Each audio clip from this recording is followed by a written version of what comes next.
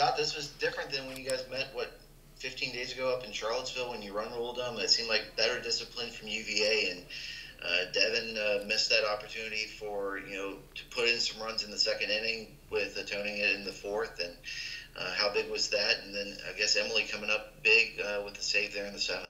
Yeah, it was a really good game. I thought UVA did a good job. For us, we've been leaving a lot of runners in scoring position.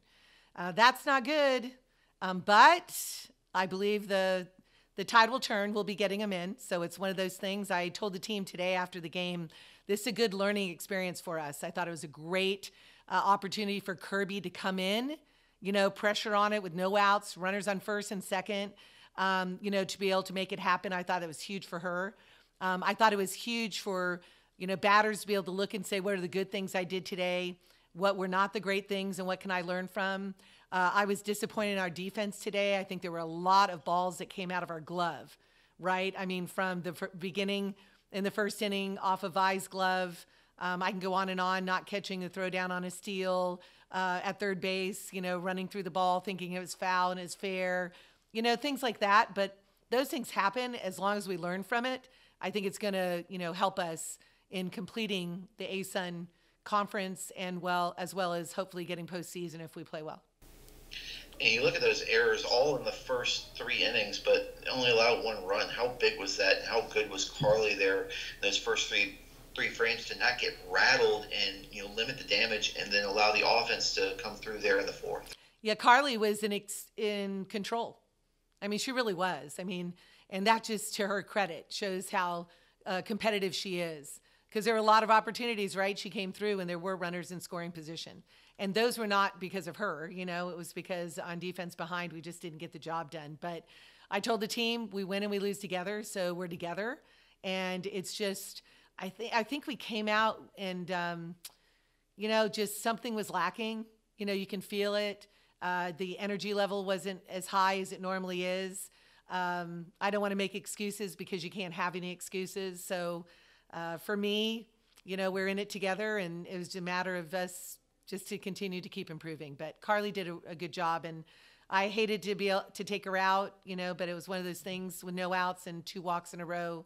That one kid battled a lot, took a lot of pitches. So she did that a couple times today, so good for her.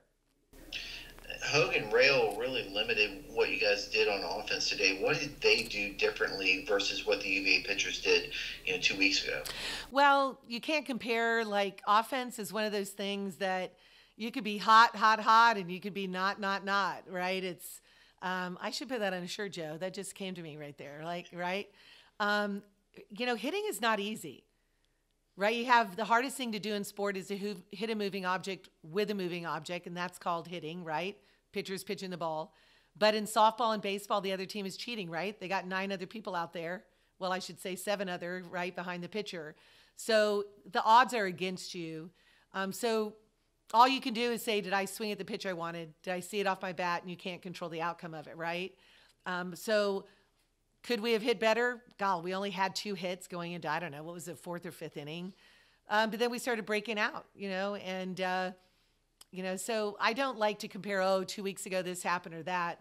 I think I thought that for us, we got the job done. Could we have done it in a bigger way?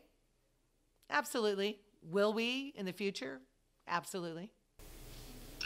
Amber didn't have her, 0 for today. That's an anomaly for her this year. But, her decision to come back after getting married and to do what she's been able to do this year, how much does that help this program? And, during this process, I talked to you last summer when the NCAA granted the free year of eligibility, and you weren't sure because of her getting married that whether she would come back. And how pleased are you that she came back and has helped with this program to get to 30 wins again in a year? And she set the program record in home runs. She set the NCAA record by becoming the first player with 5 10-homer seasons, and all that stuff to help with this program and put it in position to be in contention to go to a postseason.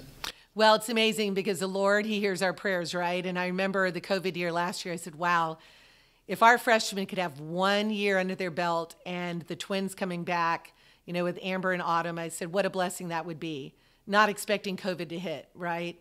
So Amber had told me she was coming back, and I knew that she was getting married. And I know that Autumn also had plans of getting married. And so Autumn was ready to go on, and Amber, just said, I'm coming back, getting my master's. And we're so blessed that Autumn was able to, make that decision to come back as well.